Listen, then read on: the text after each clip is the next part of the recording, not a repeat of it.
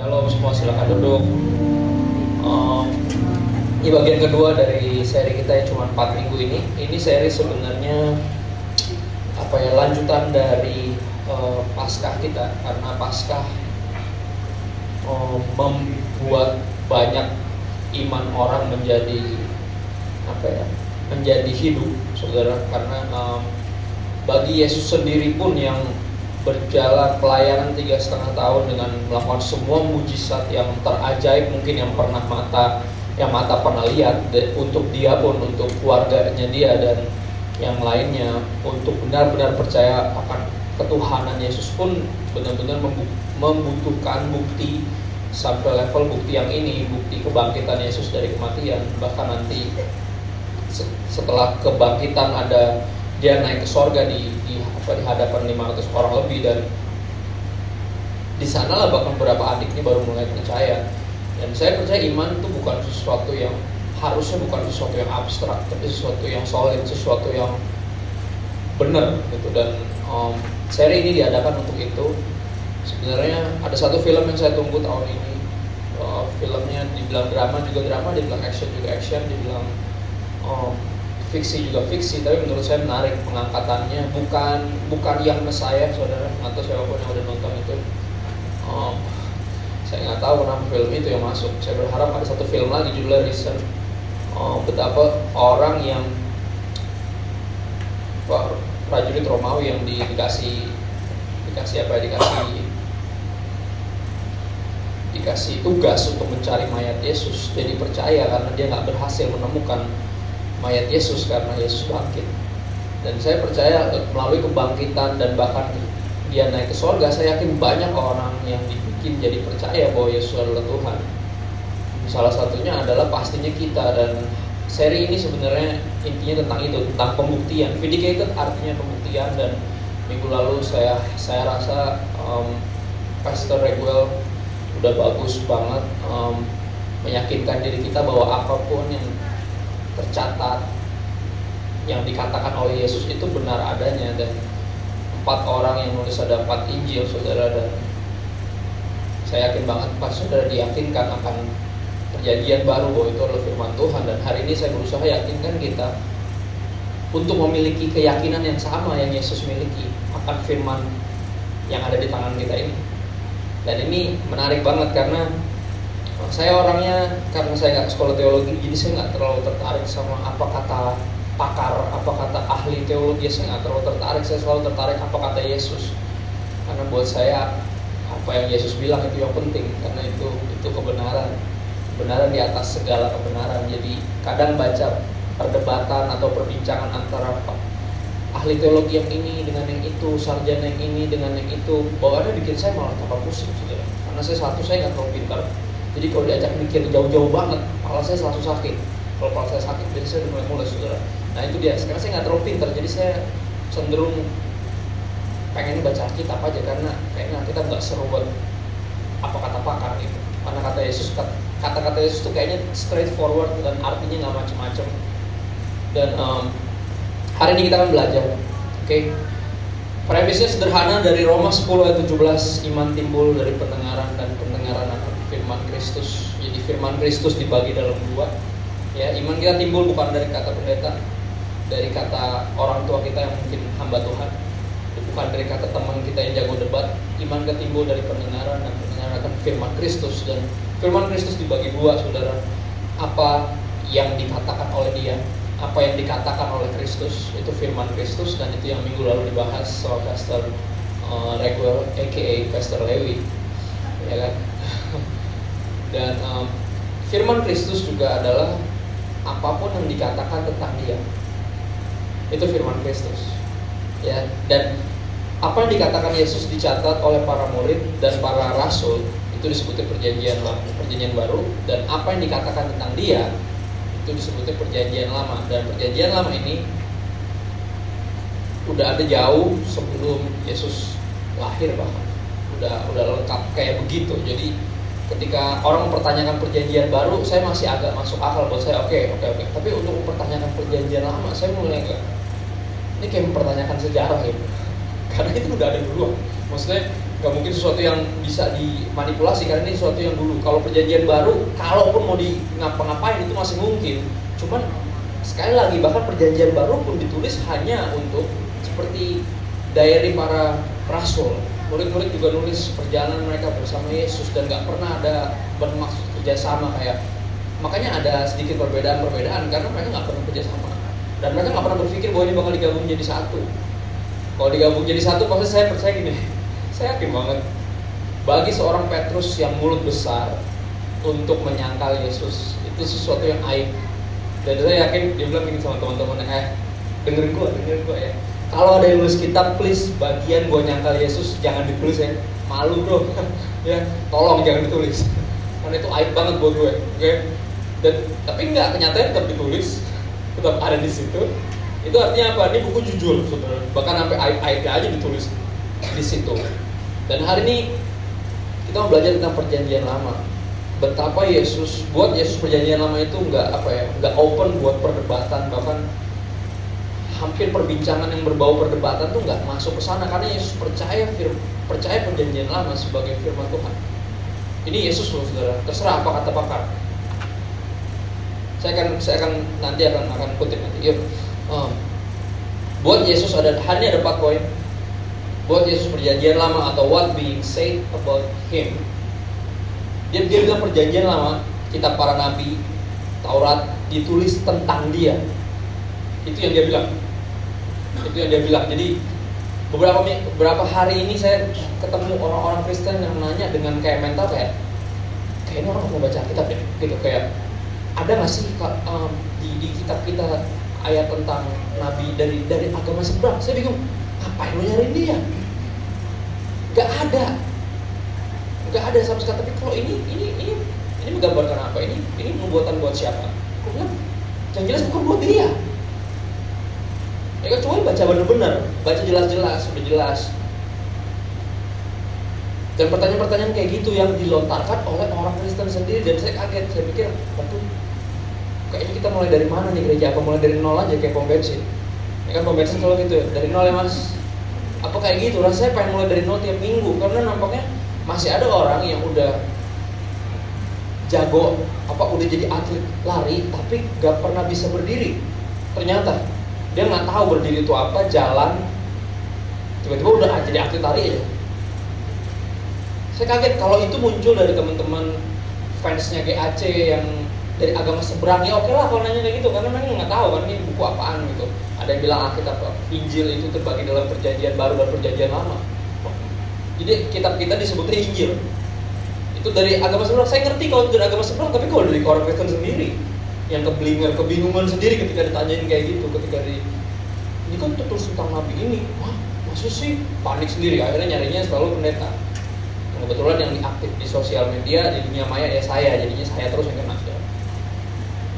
Masih banyak yang mesti saya urus, tiba-tiba udah ada pertanyaan-pertanyaan kayak gini, dan sedihnya yang bikin saya sedih adalah keluar dari orang Kristen sendiri, dari mulut orang Kristen sendiri yang saya bilang, waduh, kok gini amat, ini SD banget gitu, perjanjian lama. Dan hari ini 4 poin yang Yesus bilang tentang perjanjian lama.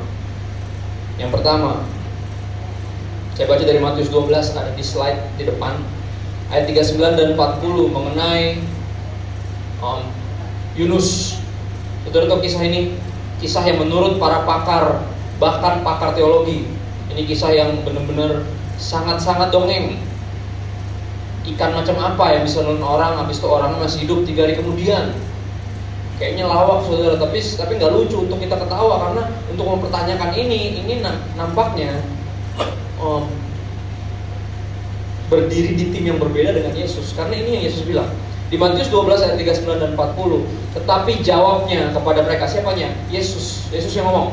Jawab Yesus kepada mereka, sebab seperti Yunus tinggal di dalam perut ikan 3 hari 3 malam, demikian juga anak manusia. Dia bilang tentang dirinya sendiri. Demikian juga nanti saya akan tinggal di dalam rahim bumi 3 hari 3 malam. Dia bilang apa? Ini tentang dia mati, 3 hari kemudian dia dikuburkan, 3 hari kemudian terus dia bangkit dari kubur.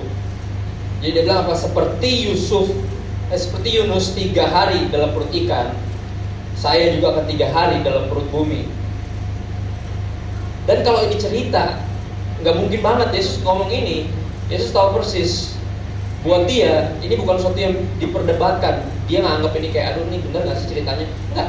Buat Yesus ini real historic events. Ini buat dia. Dan dia bilang seperti halnya itu.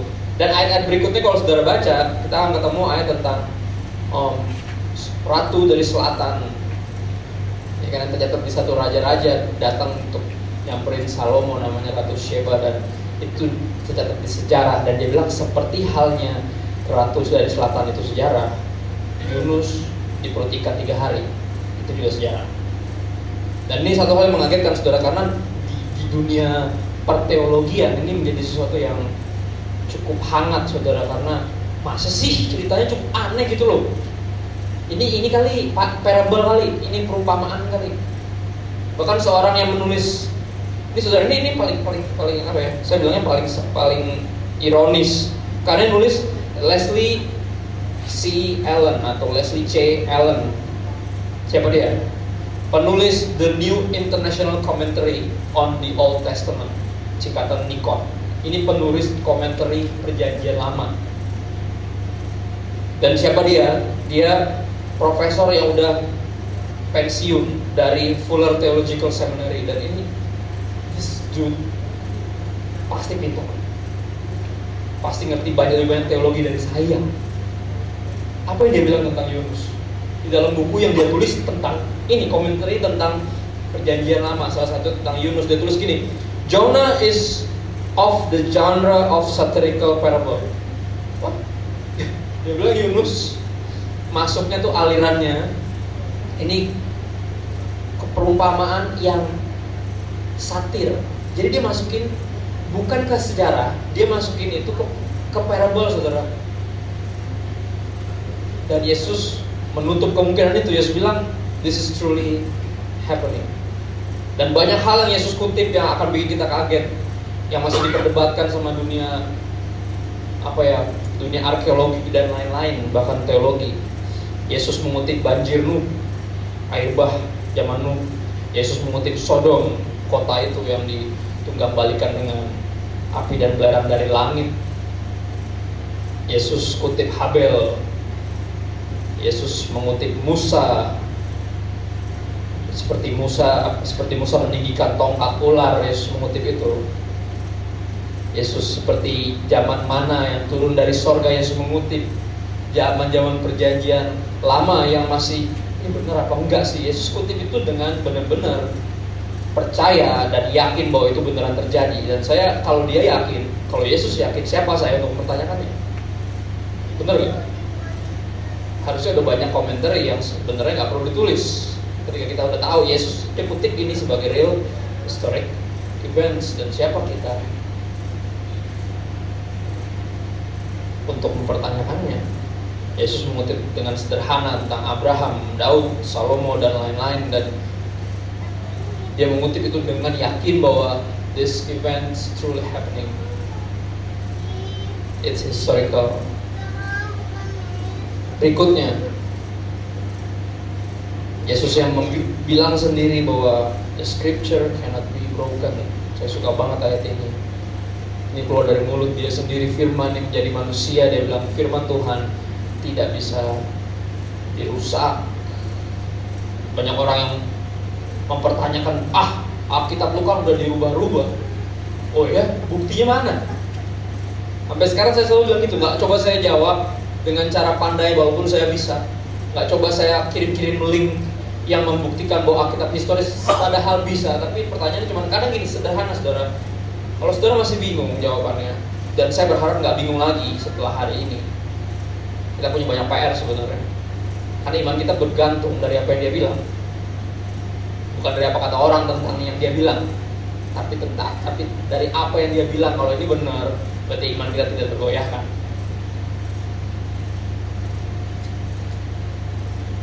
Scripture cannot be broken. Orang bilang janjian itu sudah dirubah-rubah, diganti-ganti. Oh ya, buktinya mana? Tanya aja gitu saudara kalau mau bingung. Oh ya, udah dirubah ya? Ada buktinya nggak? Sebenarnya ketika orang bilang Alkitab sudah dirubah-rubah, sebenarnya yang Yang punya tugas untuk membuktikannya itu mereka. Benar gak tuduhan itu?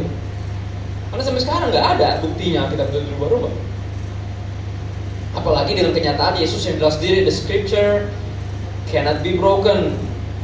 Terjemahan baru dan bahasa Indonesia masa kini tulis kitab suci tidak dapat dibatalkan, atau apa yang tertulis dalam Alkitab berlaku untuk selamanya. Dan ini udah dinubuatkan atau dibilang oleh seorang nabi bernama Yesaya 40 ayat 8. Dia bilang, rumput menjadi kering, bunga menjadi layu, tapi firman Allah kita tetap untuk selama-lamanya. Saya yakin kalau di firman Tuhan, Tuhan yang akan menjaga untuk gak ada siapapun yang merusak, merubah-rubah, nambah-nambahin. Gak ada. Ada firmannya sendiri. Kenapa saya percaya firman Tuhan gak berubah? Karena Tuhan tidak berubah.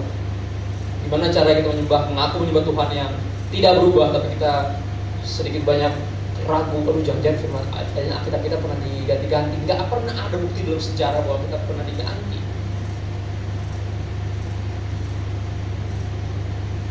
Scripture cannot be broken. Alkitab, ya secara buku bisa rusak lama-lama. Ada seorang hamba Tuhan yang nulis bagus banget, Alkitab yang hancur menunjukkan pribadi yang tidak. Pun sebaliknya, Alkitab yang masih bagus menunjukkan biasanya pribadinya rusak. Karena dia gak pernah sentuh tuh buku. Atau baru beli, it's okay kalau baru beli ya.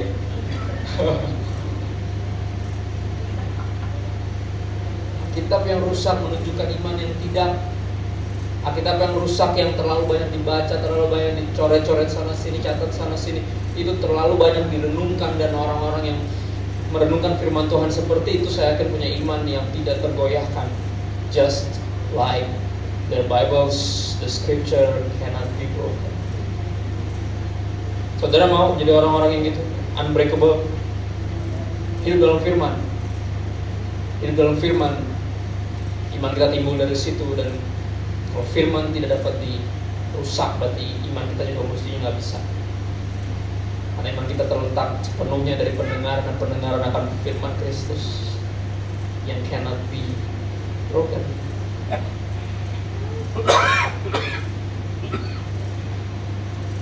Poin ketiga,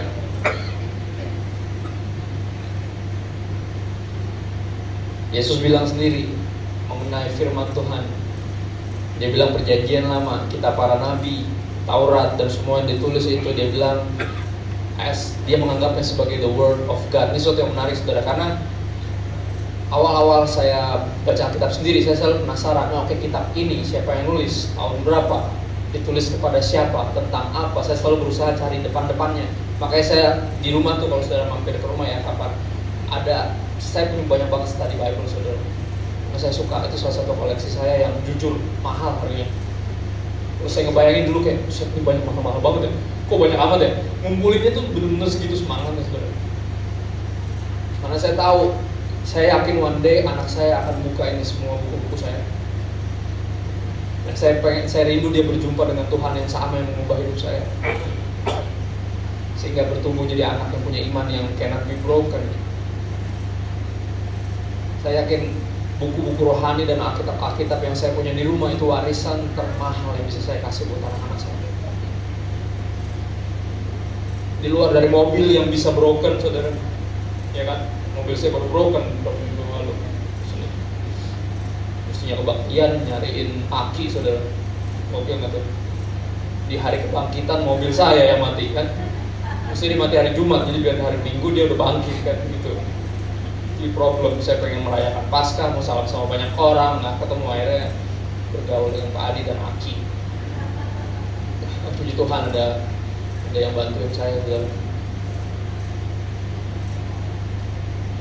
Dan saya percaya warisan ini yang nggak bisa dirusak oleh siapapun. Dan saya beli dengan harapan besar bahwa ini bukan cuma hobi mahal dari seorang laki-laki yang udah bisa cari duit sendiri kan.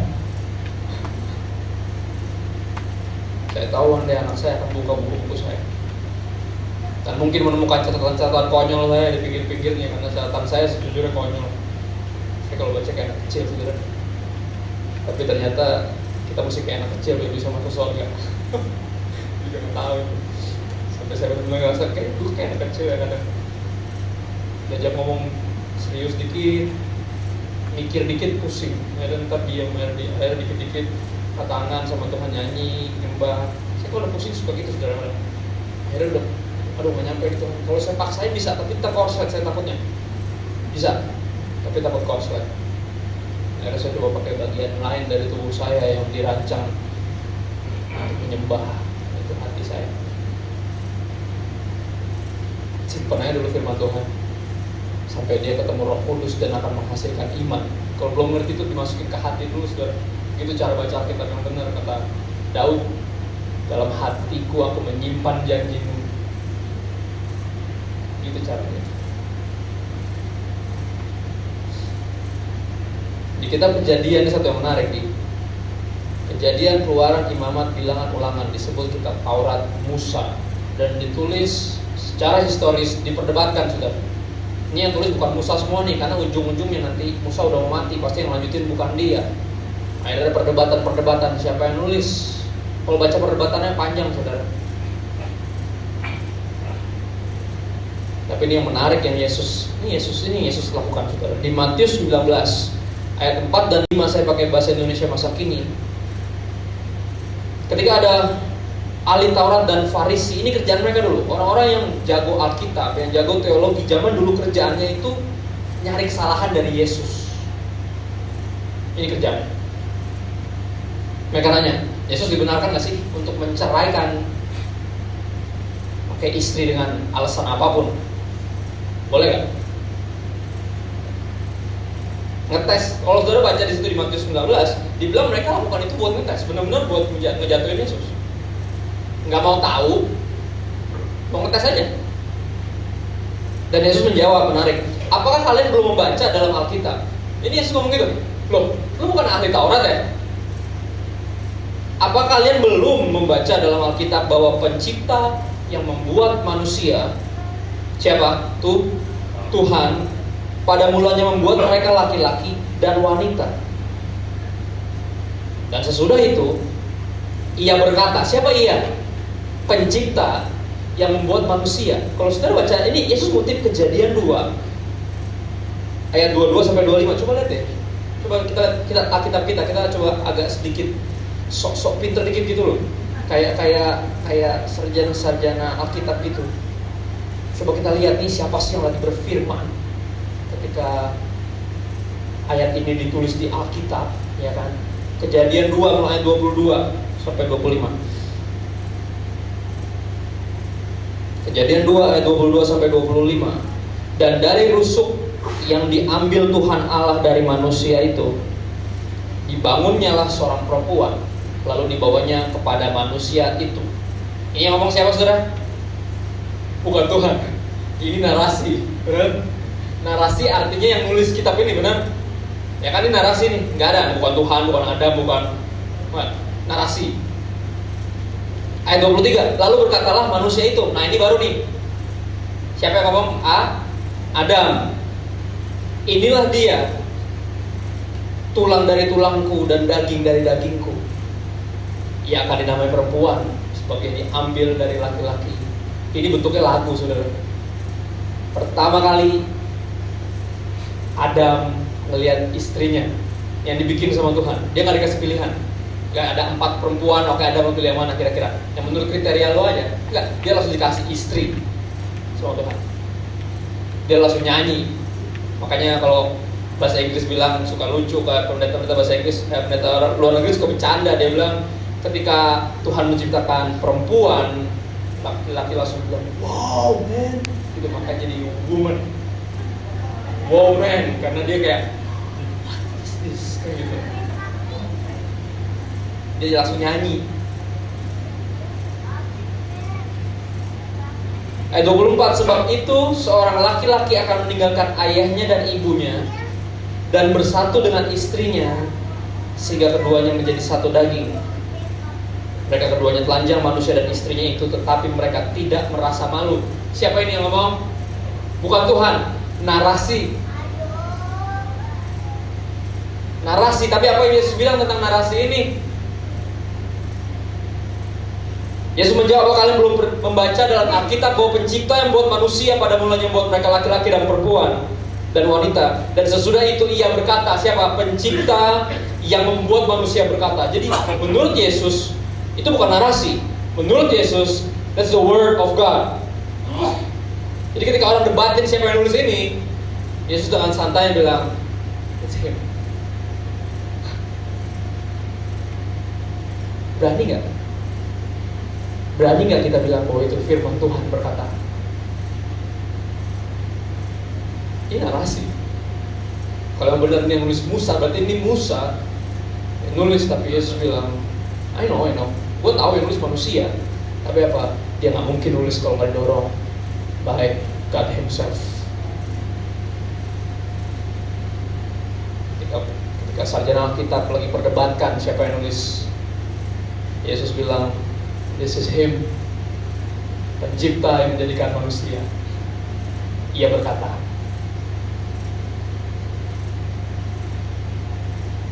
Dan iman saya dikuatkan, saudara, karena saya sejujurnya, saudara udah tahu, saya sekolah Alkitab, saya nggak pinter-pinter amat. Senjata saya cuma satu, nih. Dan kalau ini terbukti bukan firman Tuhan, ngapain saya di sini? Dengan saya masih di tempat kerja saya yang lama, nge-layout majalah-majalah anak kecil sama majalah masak. Ngapain saya jadi pemberita firman kalau ternyata ini bukan firman Tuhan? Kalau ternyata ini powerless dan can be broken, but it cannot be broken because this is the word of God.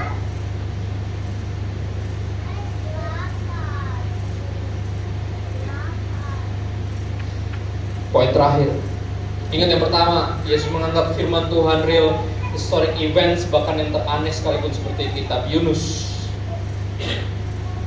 Jesus said himself, the scripture cannot be broken. Bahkan sampai titik yang paling kecil, satu iota, dia bilangnya itu, istilahnya iota itu suatu titik kayak cuman petik kecil kayak gitu doang, dia bilang itu nggak akan berlalu sampai semuanya dihidupi. And Jesus said, the Bible is the word of God. Dan yang terakhir, saya paling suka yang ini. Dia bilang the Bible is all about Him. Alkitab itu tentang Dia. Jadi kalau ada yang nyari-nyari, ini ayat tentang Nabi gue nih. Nabi lu gimana? Yesus bilang seluruh Alkitab ditulis tentang Dia. Tentang Dia. Yohanes 5 ayat 39, 46 dan 47 ada di depan saudara. Yesus bilang kitab-kitab suci itu memberi kesaksian tentang aku. Dia ngomong gini sama orang-orang Yahudi yang tahu persis perjanjian lama. Dari Kejadian sampai Maleakhi tahu persis. 1 sampai 5 Matius Kejadian, Keluaran, Imamat, Bilangan, Ulangan itu mesti hafal. Ini bawa umur 6 tahun mereka mesti hafal ini saudara. Baru setelah itu mereka mulai ngafalin dari Yosua sampai Maleakhi. Jadi di umur kira-kira 12 seorang anak Yahudi yang bersekolah harus sudah hafal dari Kejadian sampai Maleakhi. Hafal. Dan di tengah mereka semua yang hafal, ada yang disebut ahli. Ahli arti bukan cuma hafal. Ahli itu benar-benar ahli. Dan Yesus ngomong sama orang-orang yang baca Alkitab dari kecil, kamu menyangka kamu menemukan hidup dengan menyelidiki kitab-kitab ini, dan walaupun kitab-kitab ini menulis, memberi kesaksian tentang aku, namun kamu menolak untuk datang kepadaku.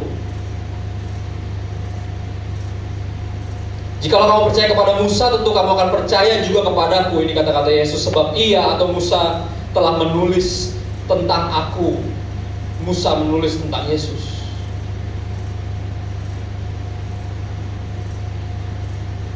Ayat 47 dari Yohanes 5, tetapi jikalau kamu tidak percaya akan apa yang ditulisnya, kalau lu nggak percaya apa yang ditulis Musa, bagaimanakah kamu akan percaya akan apa yang kukatakan? Karena yang Yesus katakan apa? It's the word of God, dan nggak pernah dia rubah-rubah, nggak pernah diarah-arahin. Dia bilang apa? It is written, all of them about me.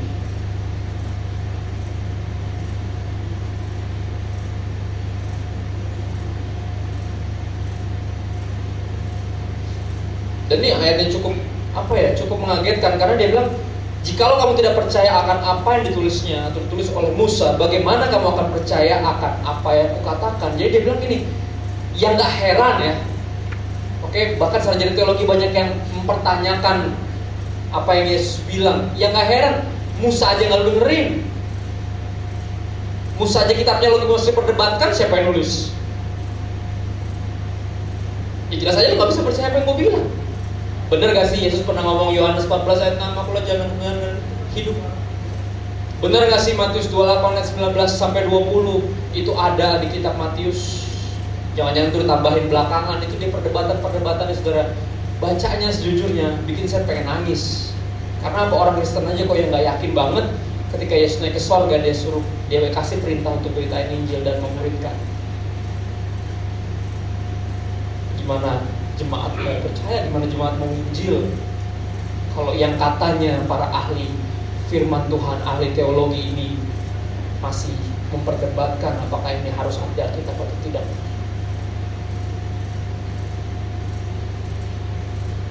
Kalau yang ngomong gini anak umur 15 tahun kayak yang kerjaannya main Dota, wajar. Kalau dia mahasiswa tingkat pertama dari sekolah teologi karena bingung nggak tahu mau jadi apa, ya kan? Bapaknya udah sekolah kitab aja lah. Jadi apa nanti? Ya pokoknya keren lah, pokoknya jadi apalah. Pokoknya oke, jadi hamba Tuhan. Kalau dia mahasiswa tingkat pertama masih mempertanyakan hal-hal ini, it's fine. Tapi jika dia seorang pemberita firman, ayolah, nggak cocok jadi pemberita firman. Jadi apa kek? Benar.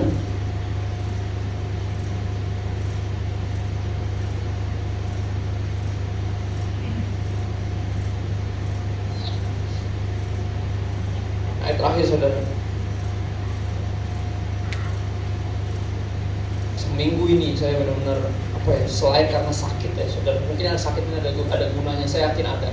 Karena Tuhan nggak pernah biarkan apapun apa yang kita alami itu sia-sia. Pasti ada sesuatu, mengerjakan sesuatu. Saya lagi nggak pengen sama sekali debat, sama sekali nggak tertarik. Nggak lihat tuh temen lu tuh, masa dia begini, gitu. Ngejawabnya aja. Dulu saya tuh ngejawab yang berapi-api, ngejawabnya aja males. Saya rasa kayak where this heading, kemana? Kalaupun gue jawab, kalaupun gue ikut berdebat, ikut memberikan pendapat, arahnya mau kemana memang?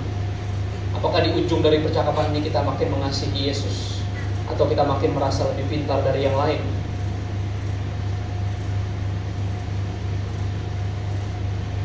Ya, ribut semuanya. Katanya menghujat lah dan segala macam. Saudara pernah kebayang nggak? Gimana kalau Tuhan sendiri? Anggap ceritanya nggak ada tercatat di Alkitab. Seorang bernama Yosua. Tiba-tiba Tuhan bilang sama dia, Yos, lu kelilingin benteng tembok Yeriko ya bro, 7 kali. Kebayang nggak? Tiba-tiba. Satu, kalau dilakukan dia akan terlihat bodoh. Tapi kalau nggak dilakukan, dia akan kedapatan melawan Tuhan. Ngerti maksudnya? Coba kebayang nggak kalau saudara sendiri yang Tuhan suruh untuk melakukan hal itu? Akankah kita lakukan atau kita lebih peduli sama kita punya reputasi sebagai hamba Tuhan yang alkitabiah, yang gimana kalau Tuhan tiba-tiba Tuhan suruh sesuatu yang konyol aja? Ya nggak mungkin lah. Nggak mungkin gimana? Apa yang kurang konyol dari tembok Yeriko diputar 7 kali? Bisa nggak Tuhan pakai cara yang lebih keren? Kayak kita nyanyi, kayak bersorak, apa kayak yang menggetarkan? Tapi bisa nggak bersorak? Bisa nggak usah muter-muter 7 kali? Bisa kan? Bisa, tapi kenapa Tuhan harus melakukan hal itu? Di luar dari semua perdebatan, yang ikut perdebatan juga teman-teman saya semua. Kadang saya bilang kayak, aduh, satunya bilang, gue cuma belajar nurut doang sama Tuhan bro. Gue bilang, I know you man, tapi lu gak tahu ketaatan lu akan membawa dia. Gue tahu.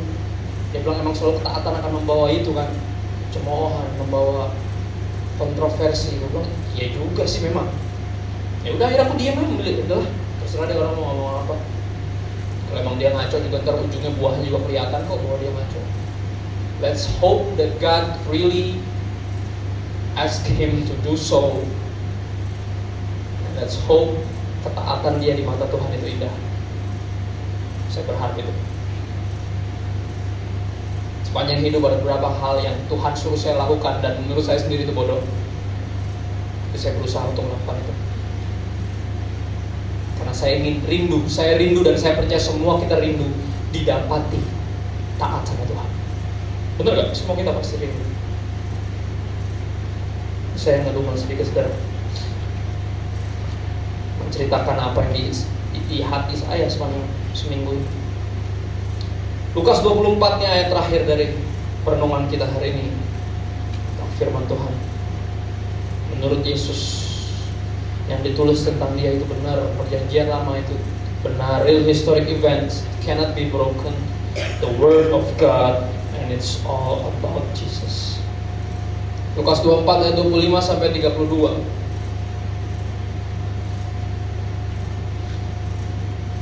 Di bawah judul Yesus menampakkan diri di jalan ke Emmaus setelah dia bangkit.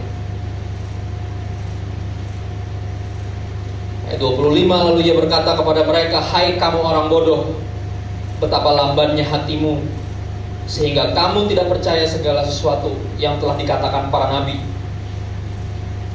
Bukankah Mesias harus menderita semuanya itu untuk masuk ke dalam kemuliaannya? Lalu ia menjelaskan kepada mereka apa yang tertulis tentang dia dalam seluruh kitab suci, mulai dari kitab-kitab Musa dan segala kitab nabi-nabi. Seluruh yang tertulis tentang dia. Bayangin gak perjalanan ke Emmaus ini dipenuhi dengan pelajaran teologi tentang firman Tuhan, dari sang firman menjadi manusia. Saya berharap saya jadi orang-orang yang berjalan kaki bersama Yesus detik itu, dengerin penjelasan sendiri dari Tuhan semesta alam yang baru saja membuktikan ketuhanannya dengan bangkit dari kubur, dan mendengarkan langsung dari mulut dia apa yang ditulis oleh para nabi tentang dirinya sendiri. Wow.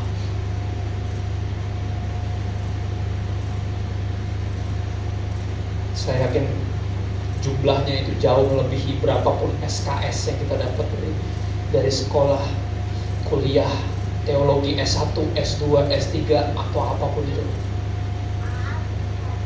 Belum satu perjalanan itu. Ayat 28, mereka mendekati kampung yang mereka tuju. Lalu Yesus berbuat seolah-olah hendak meneruskan perjalanannya.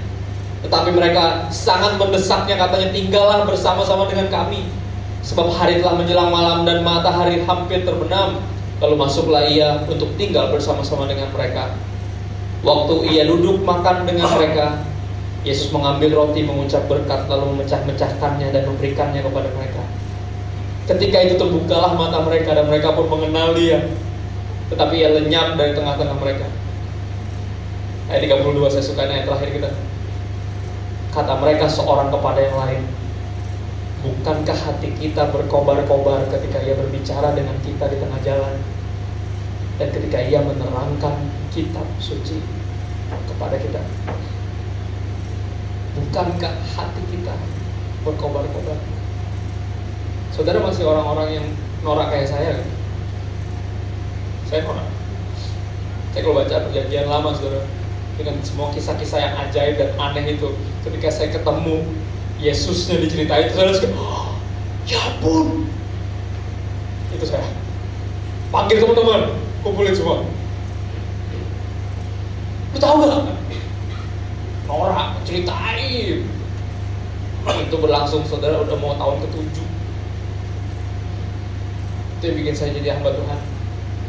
bukan sekolah Alkitab, tapi perjumpaan ketika hati saya berkobar-kobar ketika dia menunjukkan firman Tuhan pada saya. Facebook lagi melakukan hal-hal yang aneh. Setahun terakhir atau 2 tahun terakhir dia sering membawa kita kepada nostalgia, saudara. Ya kan? You have a moment with siapa. Mau dilihat gak? Tuh ini, ya ampun itu 2008 gitu. Ya gitu. Ya ampun gue masih kurus.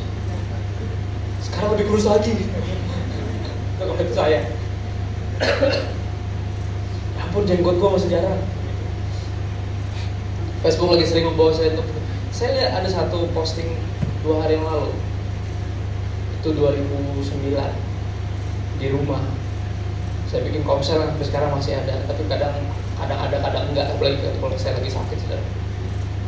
Pas saya lihat benar-benar kita duduk tiker ngebelarak orang duduk di mana aja, melingkar, cuman melingkarin saya dengan Alkitab saya.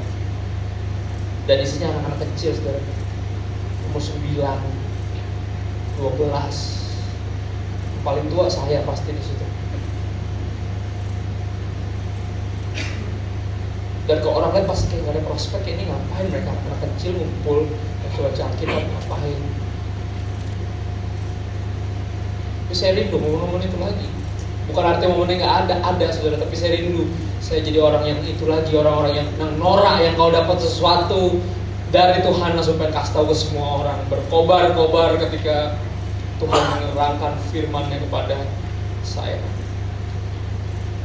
Yang hari ini ada satu pengumuman yang cukup unik saudara, yang seperti luar biasanya kalau kata Yesus.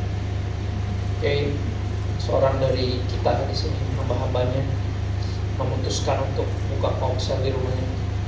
Dan that's supposed to be the greatest news ever that I ever heard this week. Kenapa? Kenapa ketika ada seorang dari Anda yang memutuskan untuk melakukan sesuatu yang di luar kenyamanan Anda, artinya saudara gak nyaman gitu-gitu doang. Itu artinya. Itu artinya.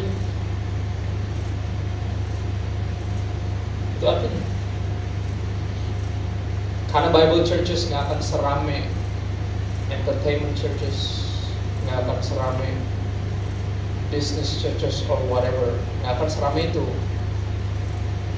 Tapi bukankah itu sebuah kemajuan ketika saudara memutuskan untuk rumah saya, biar rumah saya jadi tempat yang menyaksikan Tuhan menjelaskan firman-Nya kepada saya. Saya rindu rasanya hati yang berkobar-kobar.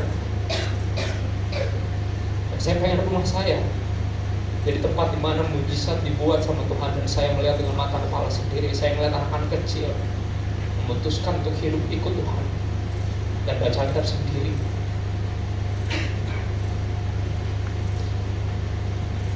Dan they grew. Dia bertumbuh, mereka bertumbuh jadi anak-anak yang cinta Tuhan, yang solid.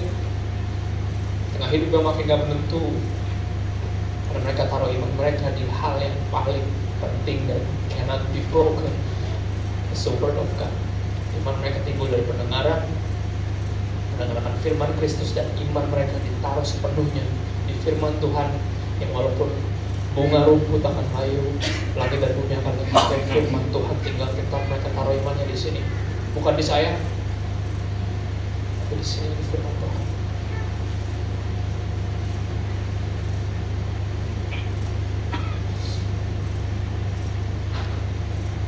Saya mengutip satu kisah yang menarik, saudara. Benjamin Franklin, kalau saudara belajar sejarah Amerika, dia bukan orang yang paling Kristen yang pernah ada.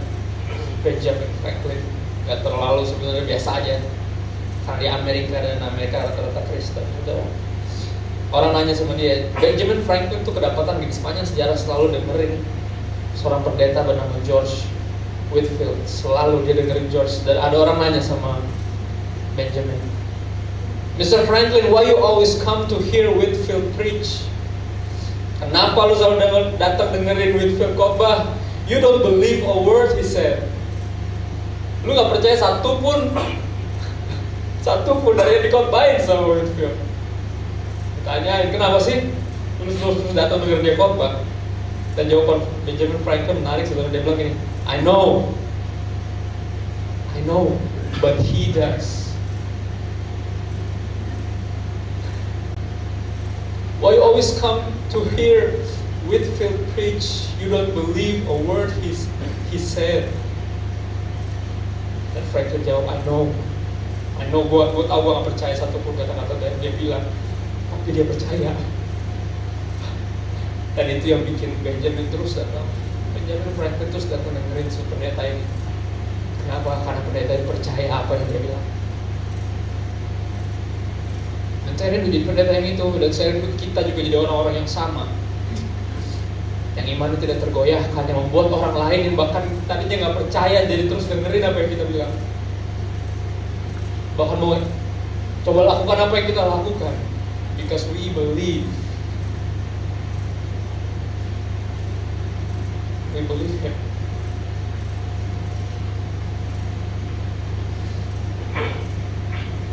Kita berdoa.